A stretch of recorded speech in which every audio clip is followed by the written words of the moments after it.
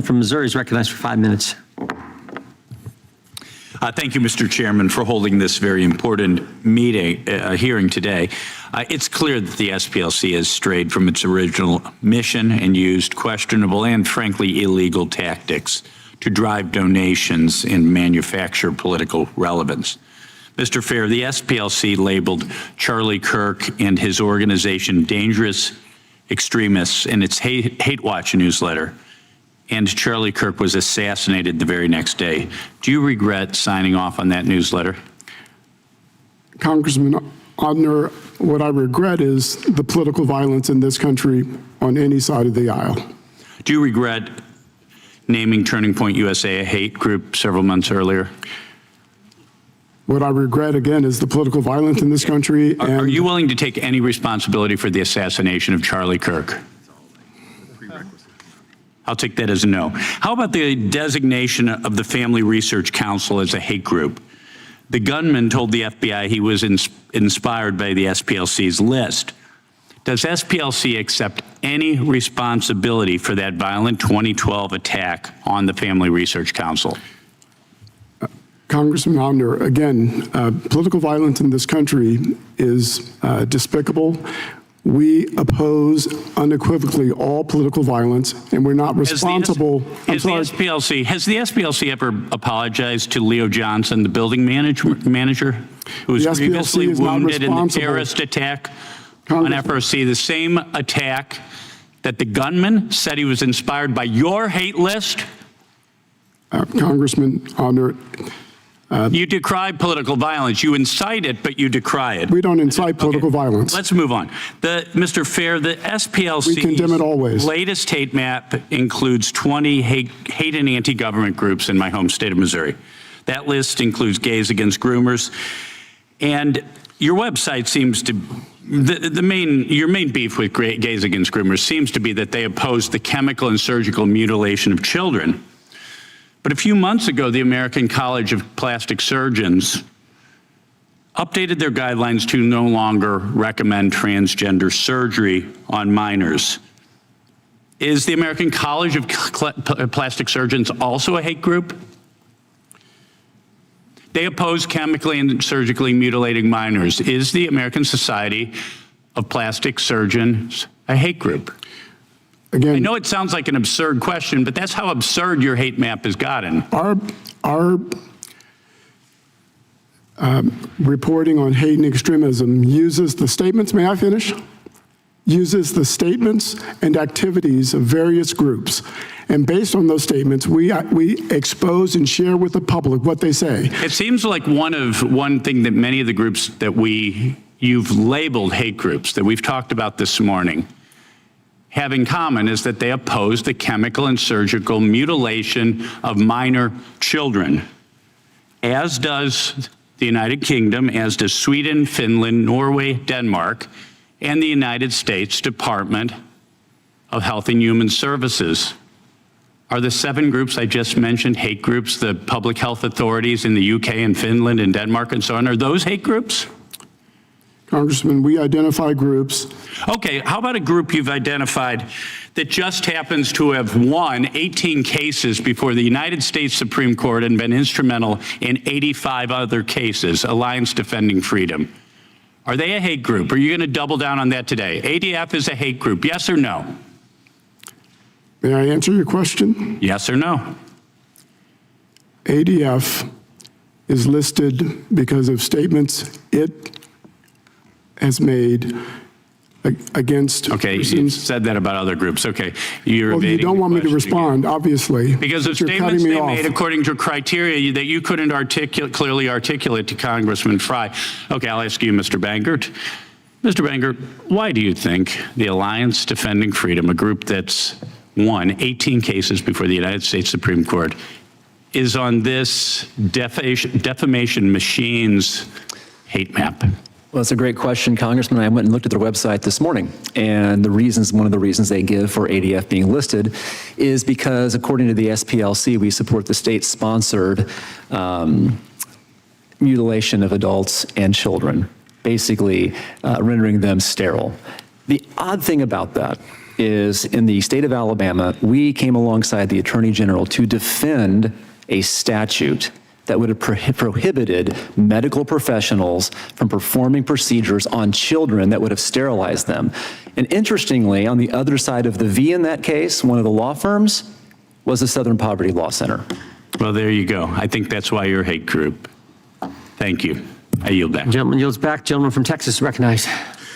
Thank you, Mr. Chairman. What I find truly ironic is that how this is the second hearing in just a few weeks and where we have to confront the hatred festering inside the very organization that claims that it is fighting against, of course, the hatred that being. According to a superseding indictment, the SPLC paid more than $4.1 million to informants tied to extremist groups, including the KKK from 2010 to 2023. In two cases, informants who were active members of the local KKK chapter reportedly told the SPLC that they wanted out because they feared for their safety. Instead of supporting their exit, the SPLC employee allegedly encouraged them to remain involved and offered them a monthly salary of $1,200 to do so. As a result, one informant rose into a leadership role within the KKK, recruited other new members, purchased KKK materials, and were even reimbursed for expenses related to cross-burning events. I can't make this up. This is not just ironic, sir. It's quite outrageous. Sir, as you highlighted in your testimony, these organizations have survived for 55 years, taking donations from generous donors. During this time, were these donors ever informed where and whom their money was being passed on to? Congressman Hunt, Yes, sir. all the allegations in the indictment will be addressed in the Middle District of Alabama in the case pending against the So you were SPLC. taking money from people, and were they informed that this was actually funding members of the KKK? Congressman Like, Hunt, so if a donor says, hey, I'm gonna give y'all $1 million, did you then say, well, we're actually gonna have a covert operation that's gonna secretly give money to KKK to fund the organization? And then did the donor then say, well, that sounds like a good idea, please take more of my money? That ever happen? Congressman Hunt, all of the allegations in the indictment will be addressed in the Middle District of Alabama in the criminal proceeding. So, here in politics, we take, we take money from donors, and, we have a lot of donor meetings, and the first thing they want to do is they want to understand the platform that they are given to. And my guess is that if you have a donor that's given to your organization, you didn't tell them that they were giving money to KKK. That's fair to say. And if they did know that they were giving money to the KKK, I would call that nefarious intent. We have a bigger problem in this country and with your organization. So I will say this.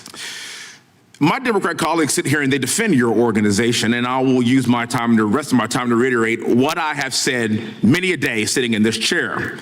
The Democrat Party has built an entire political machine on grievance. They don't want to solve problems. They want to reopen wounds of the past. They don't offer vision, they offer victimhood.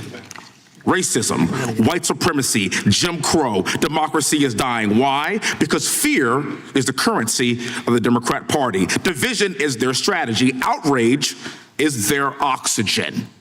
I had a previous colleague that talked about, seeing a black pilot and what that would mean to Charlie Kirk's comments. And it's funny, black pilot here, by the way.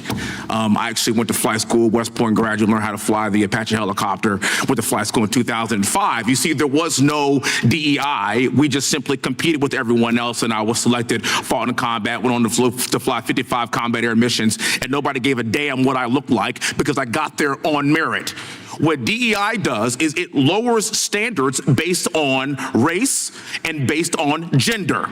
Ma'am, you are nodding your head. First of all, thank you for your legacy. Thank you for your family's legacy. What was your uncle's dream, if you don't mind me asking? Martin Luther King said he had a dream. It was rooted in the American dream, that one day there would be no black power and no white power, only God power and human power. He wanted us to learn to live together as brothers and sisters and not perish as fools.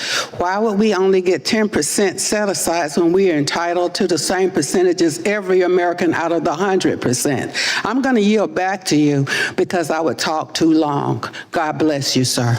God bless you, ma'am. And what I understand is that as Democrats would have it, they would think that every single black person should be a Democrat, which would make us the only demographic in the entire world that would think that their entire race should belong to one party.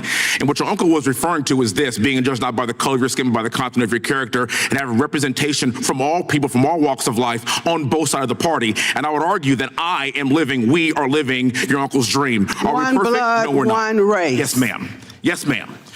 I'm seated before you today as the United States Congressman. My brother, sister, and I all went to West Point. We're all West Point graduates. We all served our country. And I'm here to tell you that I am living that dream every single day.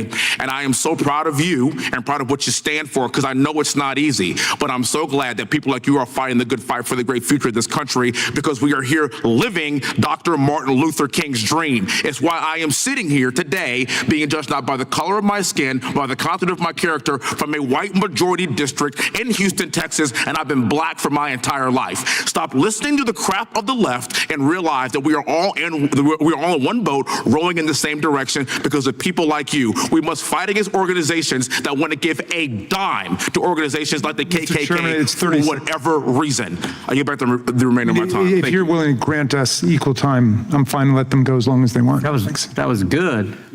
Thank you. My apologies. And thank you, man.